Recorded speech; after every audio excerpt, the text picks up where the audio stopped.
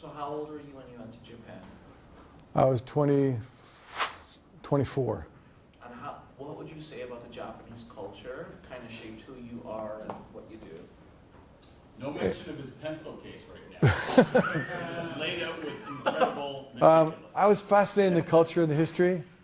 The things I learned about Japan were usually the ones that I learned when I came back, when I started reading more detail about the Shogun era and World War II and things like that. I was more interested in the flower arranging and the Aikido and the martial arts. I mean, in high school, I never had anybody sort of bullying me per se. I mean, I won my Color House wrestling championship. I was on the football team and all those kind of things.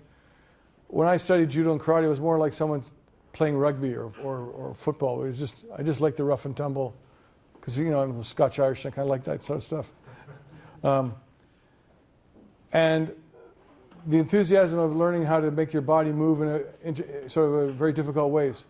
I was on the university gymnastics team before I switched over to the karate club, and I found it very difficult with the parallel bars, but with floor exercise and vaulting and things like that, I really liked it a lot.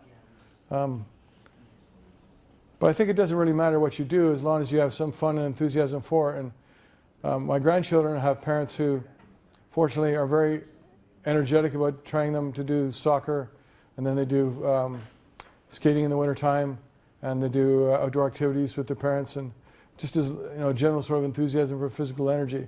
Because my neurologist has said to me that's one of the reasons why, when it was it 11 years ago, dear, he said I had about 10 years. I've already got past that, and I'm not even close to being in a wheelchair or anything like that. And people say, "Oh, you're doing so well." I went, "Oh, fuck yeah, but I earned it, By all those years in my 30s and my 40s when I would ride my bike for 40 miles and stuff like that. So having the discipline to be able to take that energy you had in your late 20s and early 30s and keep it going through your 30s and 40s, then you'll live to be a grandparent. So